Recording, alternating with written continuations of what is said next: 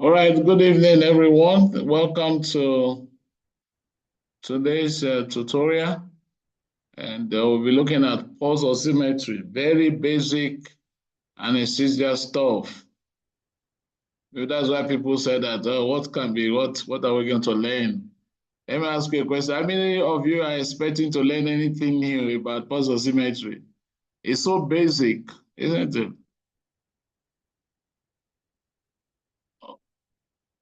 So hopefully we'll be able to learn one or two things today. All right, so these are our learning objectives. We want to understand the principles involved in pulse oximetry, discuss its applications in anesthesia and the critical care, be able to recognize its limitations, and how to troubleshoot pulse oximeter. We'll compare pulse oximetry and co-oximetry. I'll look at some of the recent advances. At the end of today's tutorial, these are some of the things I expect that all of us would be able to grasp. All right, so clinical scenario number one. You're giving general anesthesia for a 43-year-old patient undergoing exploratory laparotomy. 45 minutes into the procedure, you notice the sudden drop in SpO2, which was initially 100% to 84%. Quickly describe your line of action for this case. Anyone?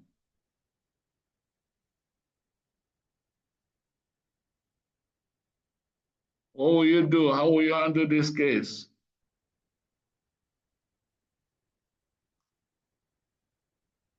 Anyone? Our time is going. And for senior, how will you handle this case?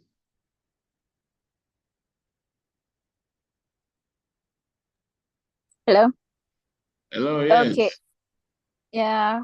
For me, I will handle it as an emergency. The sudden drop in the saturations. The first thing I'll do is to first troubleshoot what the cause could be.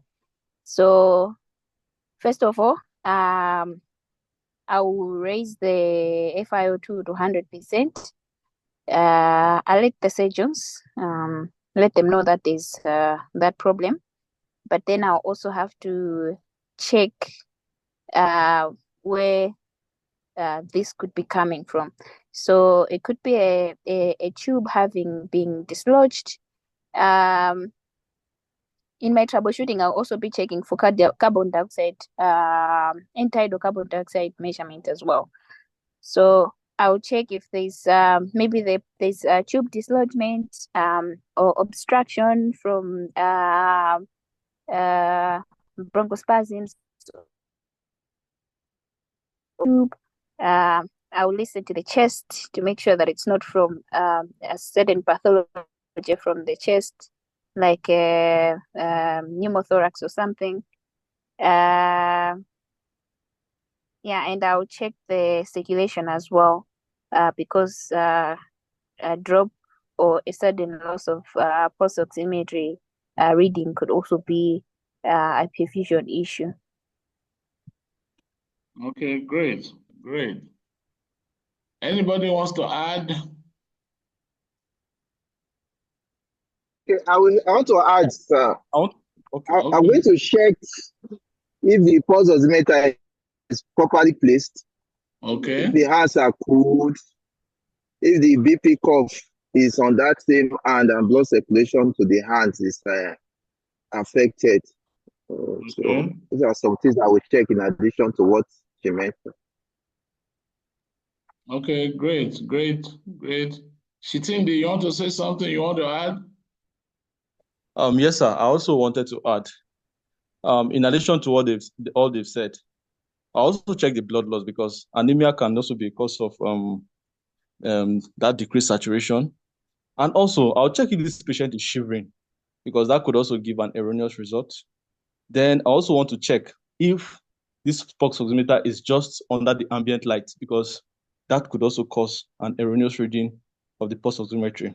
Now, if this patient, if the surgeons are using, if they're using a bipolar diathermy,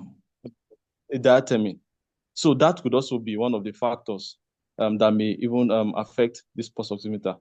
Then if I will try to exclude those factors by ensuring that they are absent before still troubleshooting. So that's just my contribution. Yeah, great job.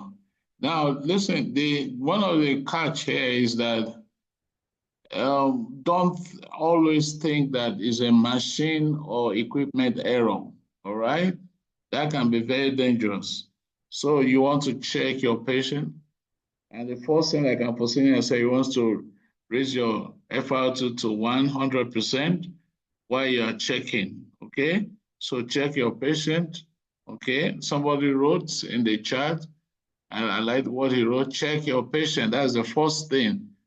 Awoke from Ethiopia, check your patient, all right? It is dangerous to think that the error with reading, error with machine, error with probe.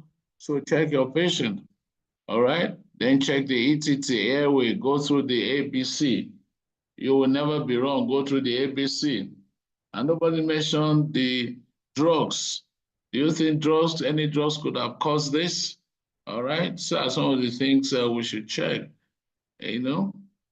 So beautiful, and this is why Farida said, and lastly, if it's not resolving, do an AB gene. Okay, we'll come to that as we go on. Okay, so very important, very critical means of monitoring perioperatively. So the second question, a 64-year-old male patient with septic shock following a community-acquired pneumonia is being mechanically ventilated. The patient is on vasopressors to maintain MAP above 65 millimeters of mercury. During the ward round, the nurse had informed you that the patient has been having episodes of low SpO2 ranging from between 80 to 90%. Enumerate your line of actions here. Let's have people tackle this. Anyone?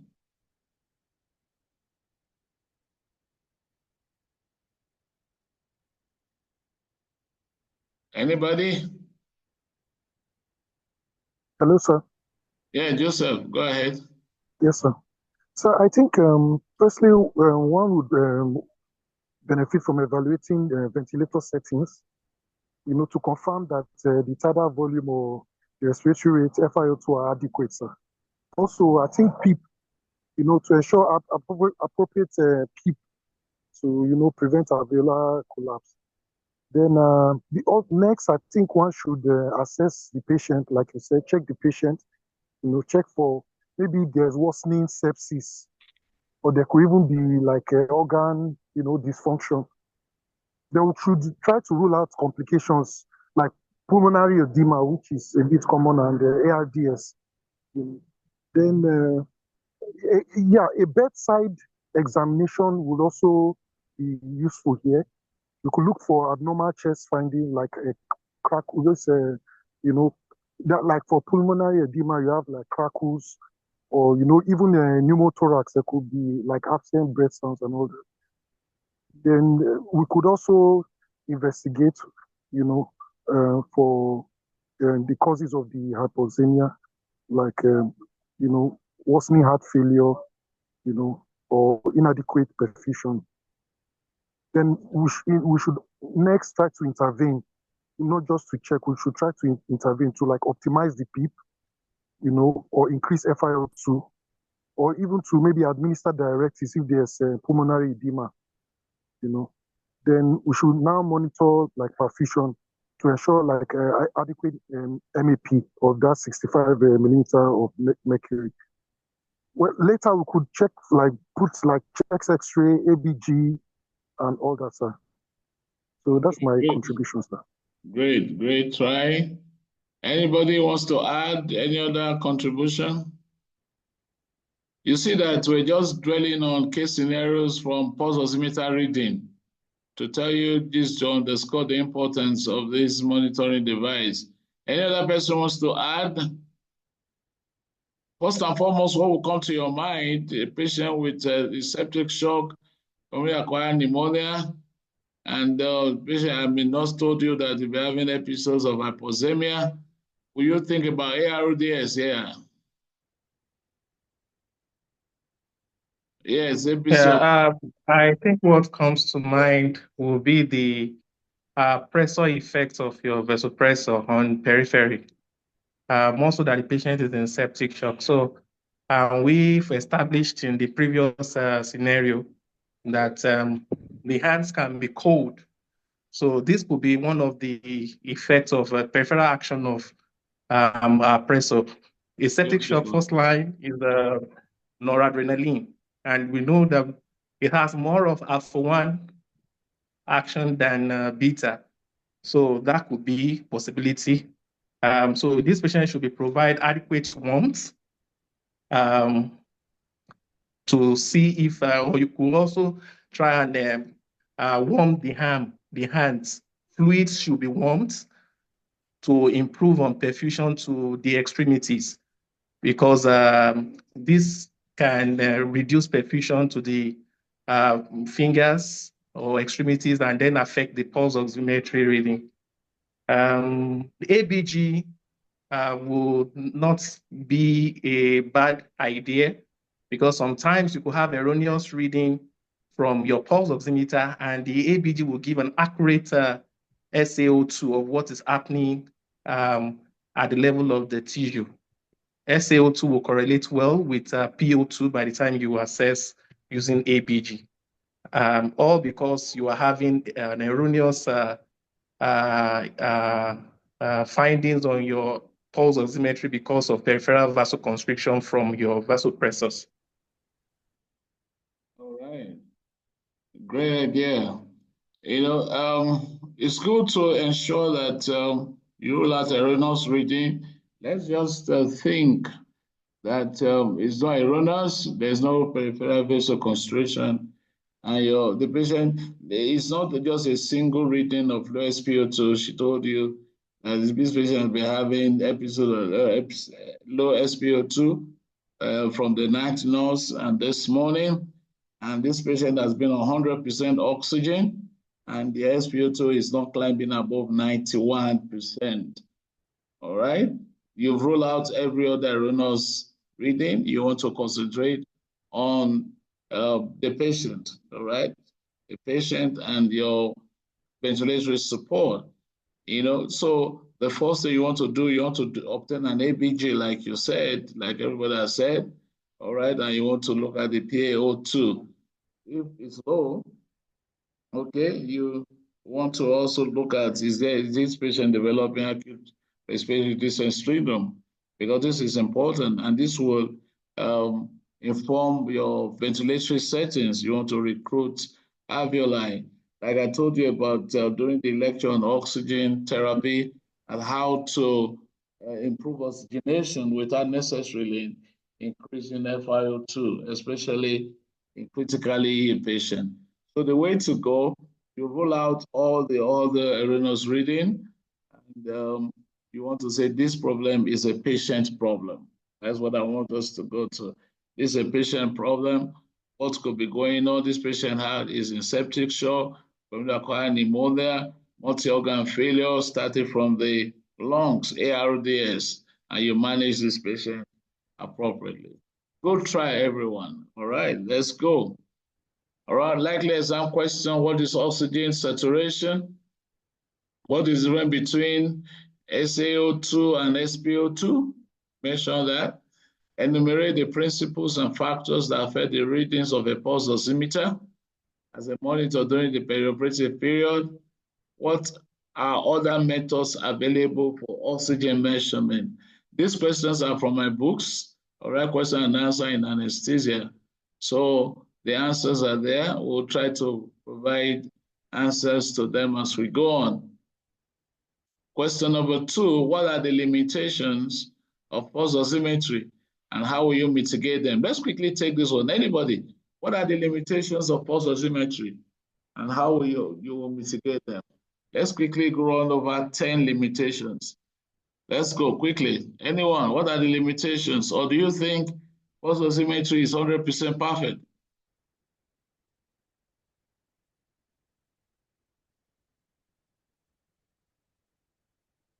I'm waiting.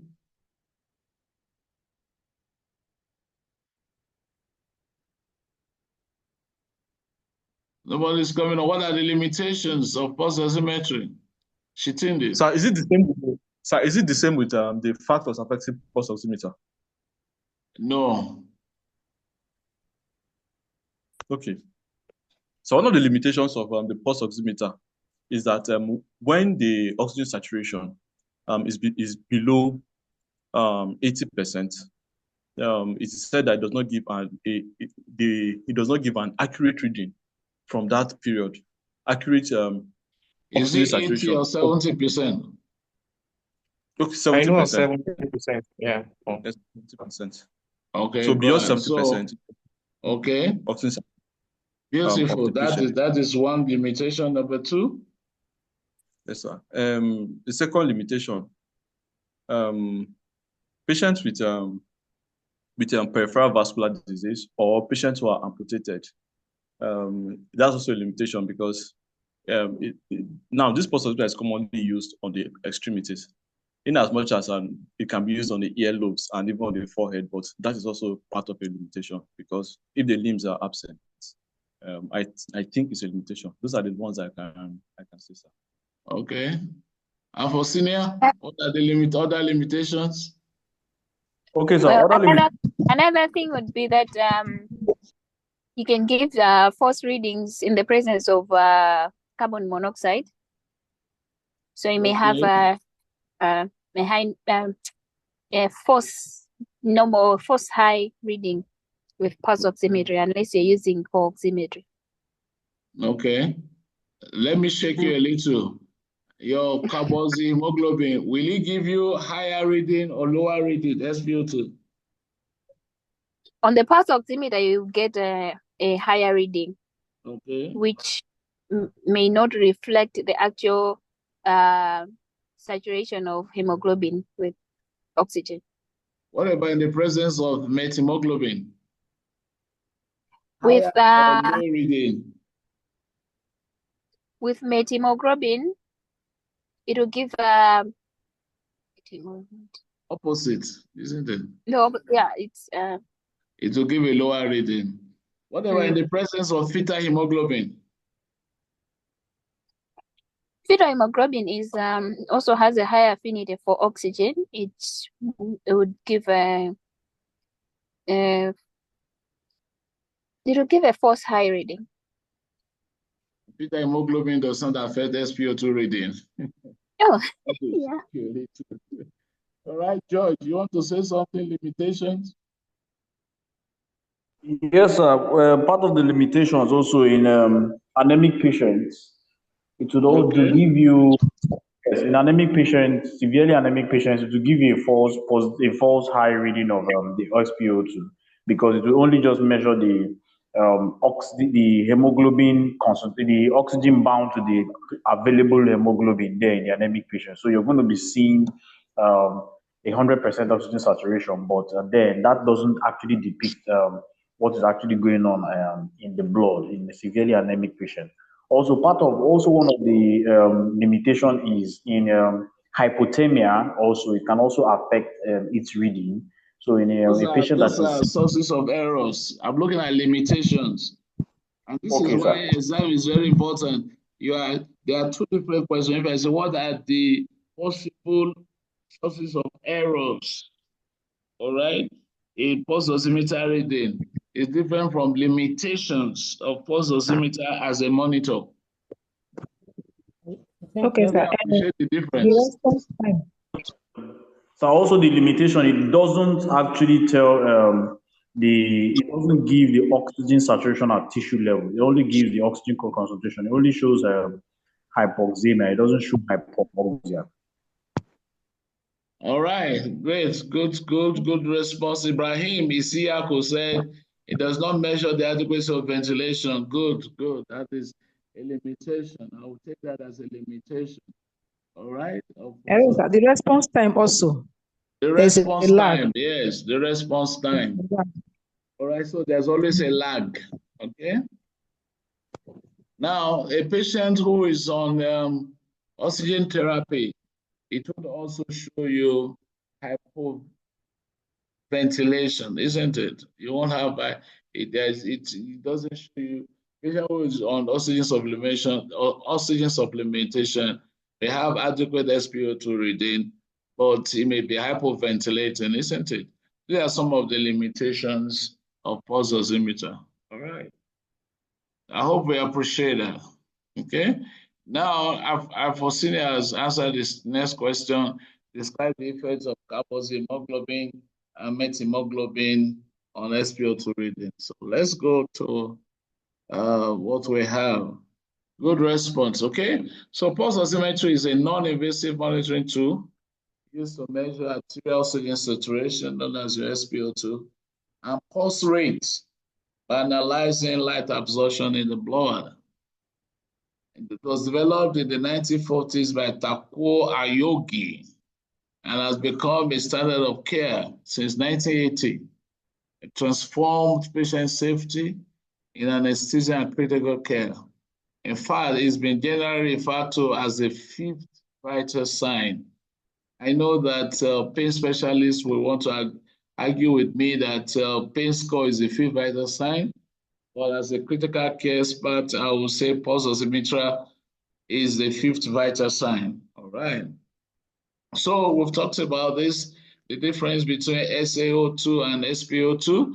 Or SaO2 is the arterial saturation measured by your ABG. All right, it's expressed as 100% times oxygen, oxyhemoglobin concentration over oxyhemoglobin plus deoxyhemoglobin. So that is your SaO2.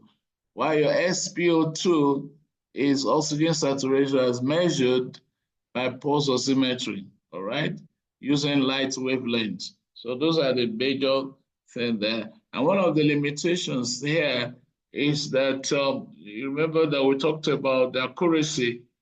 Pulse oximeter has about 2 plus or minus 2 accuracy level, all right? So if you have a patient with, what's it called, SpO2 of 95%, so it could range from SpO2 of 93 to 97, isn't it? Because it has plus or minus 2. But the difference in PaO2 or SaO2 of that 2% is enormous, all right? And that is why it's very important to correlate your SpO2 readings with your SaO2, because that 93% can be as, PaO2 can be, or SaO2 can be as low as 50, all right, compared to SpO2 of 97%, which can have a PaO2 of almost 100. So the disparity is much. So it's not just a matter of 2% difference. All right, before we talk about SpO2, there are also different ways of measuring inspired oxygen concentration, your FiO2. It used to be regular exam questions when we're training. I hope it's still relevant. Remember when we're talking about capnography, we looked at different ways to measure end-tidal CO2 and all that. The same applies there. So there are different ways of monitoring or measuring oxygen. Here we're looking at measuring oxygen, the inspired oxygen concentration. So we have the CLAP, or the polarographic electrodes. All right, so this uses a platinum cathode and a silver anode. It's immersed in an electrolyte, all right? And this is your, what's it called, your Teflon membrane, all right, which allows, you know, the flow of gas. It's a thin gas permeable membrane. So oxygen diffuses, all right, from the gas, all right, and at the platinum cathode, it is reduced, And this reduction of oxygen generates an electrical current, which is proportional to the oxygen concentration in the sample. And this is what is used in most blood gas analyzers, all right, to give you your oxygen concentration. We have the fuel cell or galvanic cell. Here, the oxygen reacts with an electrolyte, all right, and to generate a current that is proportional to the oxygen concentration. It's made of the anode, which is the zinc, where oxidation occurs, the cathode, which is the copper, all right, where there's reduction. The electrolyte is your potassium hydroxide, which conducts ions between the anode and the cathode. So a gas permeable membrane allows oxygen to diffuse while blocking other gases. So the important thing here is that it's fuel, so it's self-powered, all right, and its deficiency is that it has a limited lifespan because at the end of the day, the electrolyte is consumed over time. Okay. All right. The other one is mass spectrometry. All right. Now, this mass spectrometry separates gas molecules based on their mass to charge ratio, all right, using a magnetic or electric field. Okay. It quantifies oxygen by analyzing the specific molecular ions.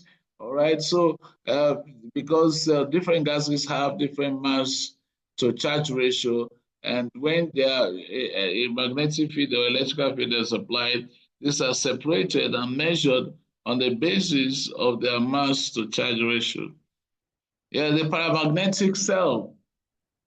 This makes use of the property of oxygen being a paramagnetic gas, unlike other gases that are diamagnetic. So when a gas sample is introduced into a magnetic field, the oxygen gets attracted to the field. Okay, the degree of attraction, all right, causes a change in pressure difference, which is used to determine the oxygen concentration that is being delivered. All right, it has a very high sensitivity and reliability, but is susceptible to pressure and temperature changes. All right, we're used to this method of measuring PaO2. Okay, the ABG, we've seen this. All right, this is the most direct accurate method of measuring PaO2. Like we said, concerning the case scenario 2, all right, you want to obtain an ABG. All right, the nurse has informed you this patient has been having fluctuating, very low fluctuating SpO2. You want to obtain an ABG because it's the most accurate method of measuring the partial pressure of oxygen in the tissues, all right, in the blood. So you need to do that, all right?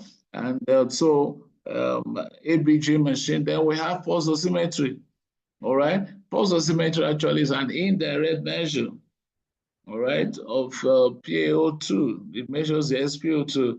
And like I told you before, the PaO2 variation can be very wide, especially because of the accuracy that spans between plus or -2.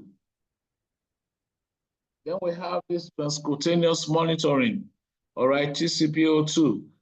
It's also a non-invasive method. What it does is measure transcutaneous partial pressure of oxygen, all right? So a heated electrode is placed on the skin, usually the forehead, you can see here, which causes dilatation, vasodilatation, and allow the electrode to measure the oxygen level from blood beneath the skin. All right, so you have the transcutaneous PaO2 monitor. All right, so the advantages of pulse oximetry is portable. All right, you can have the compact and lightweight, so you can use it in many places, ICU, or even the bedside, operating rooms and all that. It's non-invasive, all right? Unlike ABG and some other methods of monitoring oxygen concentration, this is non-invasive, okay? It's low cost, it's affordable, all right? And it's safe because it's non-invasive. It poses minimal or no risk to the patient, all right? And easy to use. Pulse oximetry is easy to use. It's user-friendly, requiring minimal training, All right, and you have instant reading displayed in real time for clinical decision making. Like someone mentioned, it has a lag time, but overall is user friendly. Okay, so let's look at the principles on which pulse oximetry is based. There are two of them, the plethysmography and spectrophotometry. All right, those are the two principles. In case we are asked in the exam, discuss the principles of pulse oximetry. It's based on these two principles, plethysmography and spectrophotometry. Oral plethysmography is based on the principle that changes in light absorption, all right, correspond to changes in blood volume. And this is due to the pulsatile arterial blood. Okay. So the plethysmography, provides the plethysmography waveform. We call it pleths. All right. A lot of times I tell my residents and junior consultant working with me to always look at the pleths waveform. It can give you a lot of idea into, especially when it comes to perfusion for the patient, all right? Low perfusion state, you have low amplitude waveform, okay? So it's a visual representation of the pulsatile arterial blood flow. The signal from the photodetector creates a plethysmographic waveform, which represents the periodic rise and fall of blood flow throughout the cardiac cycle. So the second principle is the spectrophotometry, which is governed by the Beer-Lambert law. I'm sure we remember that. So the Beer-Lambert law states that the amount of light absorbed by a substance is directly proportional to two things: the concentration of the absorbing substance and the path length of the light through the substance. All right? And pulse oximetry operates on two wavelengths: the infrared wavelength, which is 940 nanometer, and the red wavelength, which is 660 nanometer. All right. And oxyhemoglobin absorbs more of the infrared, which is in the 940 nanometer wavelength range, while deoxyhemoglobin absorbs more of the red light, which is on the shorter wavelength. Okay. Now, I would like asking this question: what is isobestic point? This is the point at which absorption is equal for both oxy and deoxyhemoglobin. So at the wavelength range of 805 nanometer, the absorption of light is equal for both oxy and deoxyhemoglobin. And this is what we know as the isobestic point. All right, so the components, look at all my mnemonics, everything about pulse oximeter revolves around pulse, okay? So the pulse oximeter has a photodetector. Okay, that's a P there, photodetector. And what it does is that it detects the light that is transmitted or reflected through the tissue. Okay, so this photodetector is what that measures the density of light at the red or infrared wavelengths. And this is absorbed differently by oxy and deoxyhemoglobin. The U is the user interface. All right, and this is what helps us to interpret the data, and is part of the component of a pulse oximeter.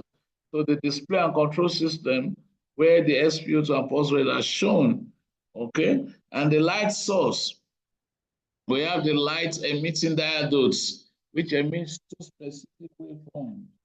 All right, and this is one of the limitations of pulse oximeter. It only operates on two wavelengths. All right, we have newer ones that operate on 8 wavelengths. Okay, so when you're talking about limitations, this is one of the limitations. It operates on only 2 wavelengths. Okay, and this limits it to only oxy and deoxyhemoglobin concentrations in the blood. All right, so the light source emits light at 2 specific wavelengths, okay? And the signal processor, all right, or the microprocessor, this processes the light intensity data received from the photodetector, isolates the pulsatile arterial signal, and calculates the oxygen saturation. The emitter house, all right, this is what houses the light source, which directs the red and infrared through the tissue. Usually a probe, a finger or ear probe or a forehead can be used. All right, so this is the diagram of the component of the pulse oximeter. All right, signal generator, All right, light source, infrared, red goes through the finger, okay? And the diode picks it, amplifies it, filters it, and creates an analog or algorithm that is used to calculate your SpO2 and your pulse rate, and you have your user-friendly display or user interface that is displayed. Okay, so this is the picture. You can see, all right, the labeling. I hope we can all label this. If you are given this in exam, all right, then you are told to label this, you should be able to label a pulse oximeter probe, right? And this one actually is not just a probe, it's just a pulse oximeter itself, containing the display, the user display, or the user interface, and all that you have here. I hope it's clear enough, all right? So that you can look at it. The power is here, all right? This one monitors the pulse rate. You have the perfusion here being displayed, and all of that gives you a complete reading of a pulse oximeter. Okay, I mentioned this. Let's go. So the accuracy of pulse oximeter, we mentioned that. All right. Remember that pulse oximeters were built on volunteers, healthy volunteers. The calibration was based on healthy volunteers. So they are typically accurate only within plus or minus 2% for SpO2 reading as low as 70%. So anything below 70%, you don't trust the pulse oximeter reading. Now, the implication of this, the accuracy range is that, like I mentioned, so if a pulse oximeter reads 95%, the true saturation could be as low as 93 or as high as 97. But look at the difference. So if the SpO2 is 93, the PO2 will be about 60. But if the SpO2 is 97%, the PO2 will be like 150. So the gap, the big difference, does not really correlate with the 2% accuracy range. Okay, so applications of pulse oximeter in anesthesia and critical care. Remember, pulse. Many of us will just deal with the SpO2 alone, but remember that your pulse oximeter is also a monitor for perfusion. Okay, so the pulse oximeter can be used to assess peripheral perfusion by detecting pulsatile blood flow. And that's some of the responses we got earlier on talked about the fact that we need to ensure that we have adequate perfusion. So when you have reduced signal strength, may indicate poor perfusion, just like maybe in hypovolemia or shock. The U is universal oxygen monitor, all right? So pulse oximeter continuously monitors oxygen saturations in patients under anesthesia or critical care, all right? One of the things I didn't dwell on was that pulse oximeter can be used also to monitor, oxygen saturation during sleep studies. Patients with obstructive sleep apnea, all right? You can have the hypoventilation, index, and it is the use of pulse oximeter, all right? So it can also be used to assess lung function, all right? We talked about that patient that had fluctuating low SpO2 from 80 to 91 and all that. So it helps us to go look at what is happening in terms of oxygenation at the lung, alveoli level. So you could have the ARDS, you could have any other thing, pulmonary edema, even PE. That's pulmonary edema, PE. It will evaluate the respiratory condition in terms of oxygenation for the patient and helps you to promptly manage your patient. It also can help you to determine when the patient requires oxygen therapy or mechanical ventilatory support.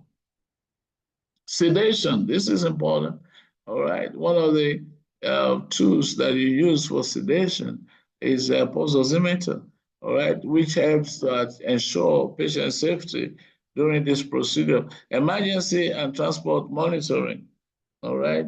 You can't take a patient, all right, for transport or during an emergency without looking at the SpO2 of the patient. All right, so sources of errors, like I mentioned, this is different from limitations. All right, so sources of error, just write pause me. All right, nail polish, P, nail polish. Dark nail polish can block light transmission, all right, leading to inadequate reading, or any kind of polish.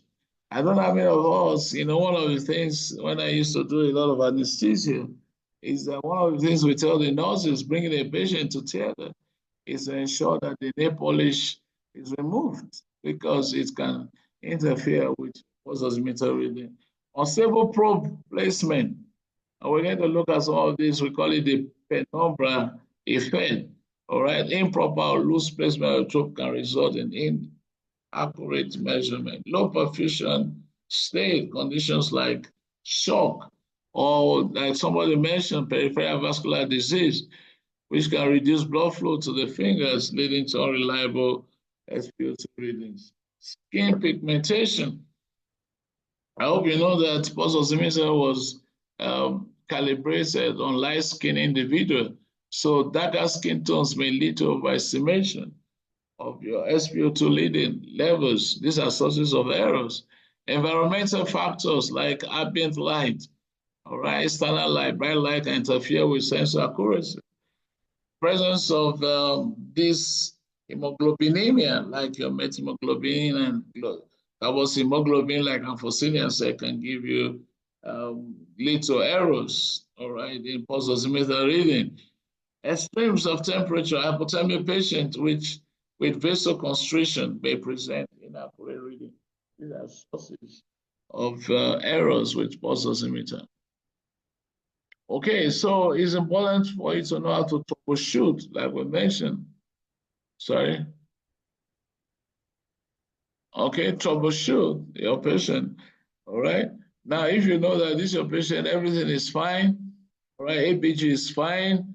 The lungs are okay. You want to troubleshoot. All right. Now, please, the thing is this: don't troubleshoot a machine and prioritizing troubleshooting a machine over assessing your patient. Patient should be assessed first, and when you're sure that the problem is not with the patient, it's not with the tube, all right, it's not with the vent, you now troubleshoot, all right, your equipment, and you want to secure the sensor. You want to ensure that the probe is properly placed. Have you had the very terrible experience where you're doing a round and all of a sudden you just notice that there's no SpO2 reading and you think there's a problem, only for you to know that the SpO2 probe has fallen off from the patient's finger? Okay, you want to check perfusion. All right, check perfusion, that is the P there. Observe for motion, this patient moving, all right, or any kind of external movement or shivering. This patient could be shivering. Do a second check, all right? Remove that pulse oximeter probe from where it is, take it to another place, all right, and do that. Optimal light, that's the second one to complete your SpO2. Ensure there's no bright light interfering with the probe sensor. Now there's what we know as pulse oximetry and co-oximetry. All right. One of the things is that the co-oximetry uses different wavelengths to measure different forms of hemoglobin, all right, which includes oxyhemoglobin, deoxyhemoglobin, carboxyhemoglobin, methemoglobin, and other hemoglobin derivatives. Okay, like I told you before, pulse oximeter only uses 2 wavelengths, while pulse oximeter uses multiple wavelengths to differentiate between these various forms of hemoglobin derivatives. Okay, so pulse oximeter in terms of clinical scenario, like what we mentioned before, all right, sudden drop in SpO2 or low SpO2 in ICU can give you an idea whether to initiate oxygen therapy or to put this patient on mechanical ventilator. However, a patient presented with symptoms of carbon monoxide poisoning, all right, the SpO2 may show, pulse oximeter may show a normal SpO2 while there's significant carbon dioxide exposure. So this is where your co-oximetry comes in, where you can accurately measure the carboxy hemoglobin levels and therefore confirm the diagnosis. Okay, but the problem is that it's more is bulky and is more expensive and usually used in the laboratories. Okay, so these are some of the comparisons between pulse oximetry and co-oximetry. Okay, we mentioned the first one. The second one is that while pulse oximetry is non-invasive and depends on light absorption, co-oximetry is invasive because you need to withdraw the blood. Okay, and you do blood sample analysis. Uses continuous monitoring of oxygen saturation, while co-oximetry is used for diagnosis of carbon monoxide poisoning and all that. Okay, accuracy. All right, co-oximetry is accurate for diagnosing specific hemoglobinopathies. All right, and limitation is that for pulse oximetry can give false reading. All right, in certain conditions. Why the limitation for co-oximetry is that it's invasive, there could be delayed in result, and it cannot be used for continuous monitoring. All right, cost and availability. Pulse oximetry is low cost, widely available, while co-oximetry comes with high cost, requiring specialized equipment. So recent advances in pulse oximetry and some of these things, some of the limitations of pulse oximetry have been taken care of by some of the recent advances. All right, we have the multi-wavelength sensors. All right, this uses almost 8 or more wavelengths to measure different additional parameters of the hemoglobin derivatives.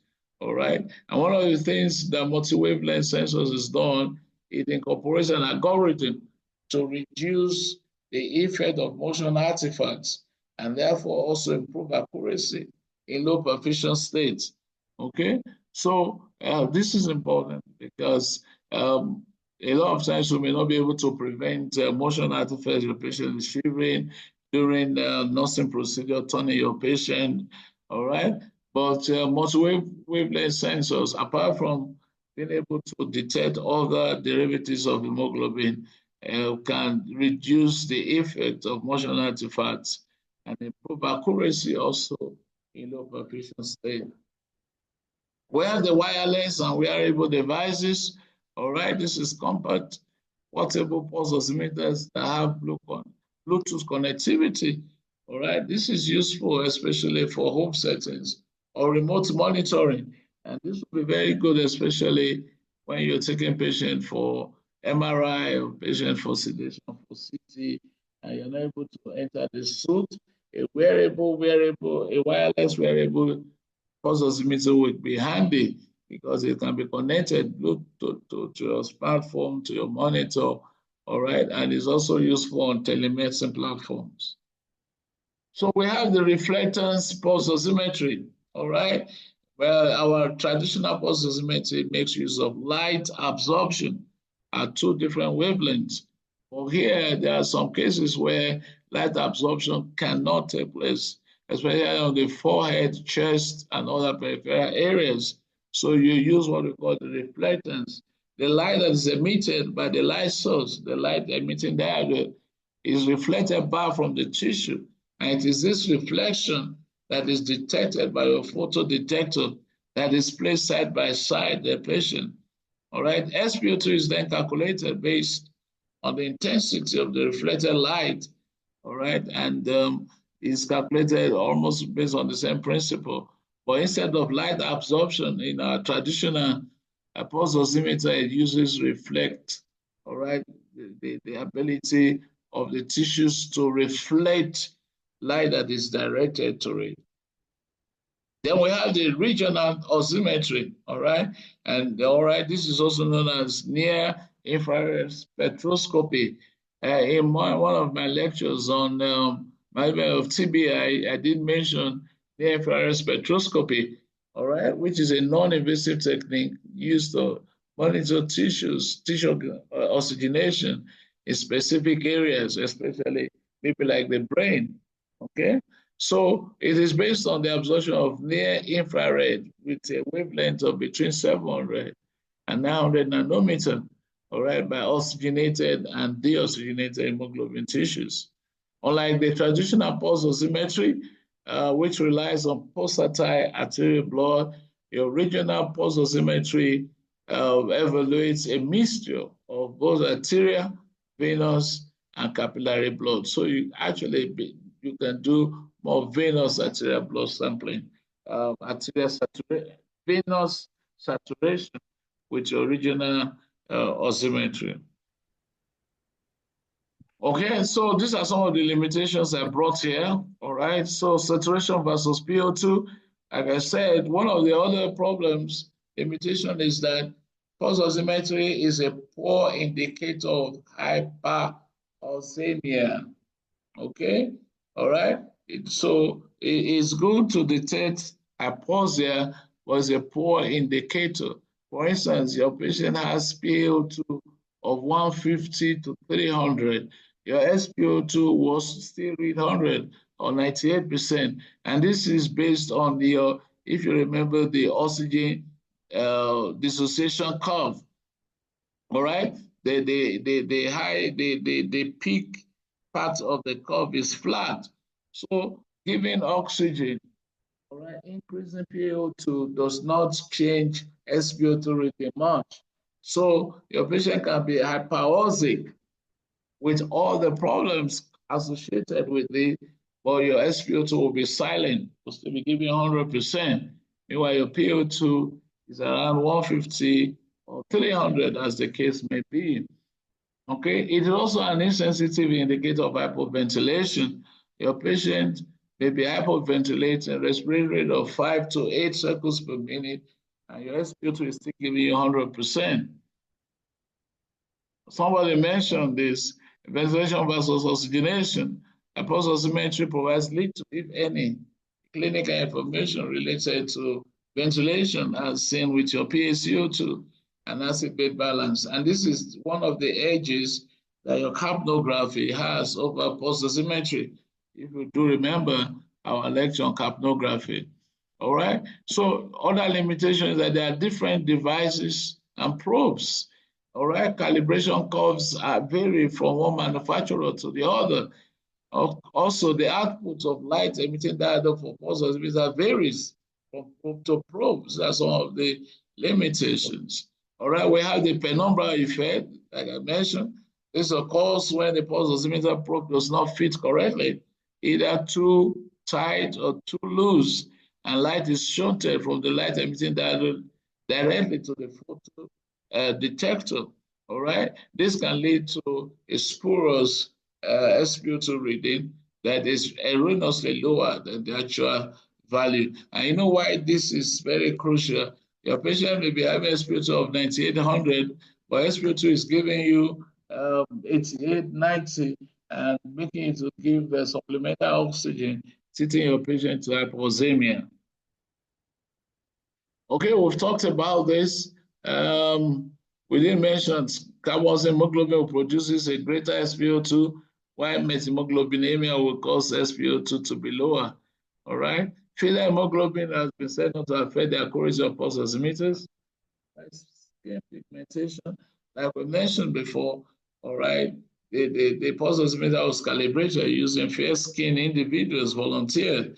But I'm aware that there are different types of pulse oximeters now that for dark-skinned individuals. And although there have been, improvement on that, but I think there's a company called Bayer company, something like that, that has been working on developing. Actually, they've started marketing it, or a pulse oximeter for dark-skinned individuals. All right, somebody mentioned anemia, you're correct.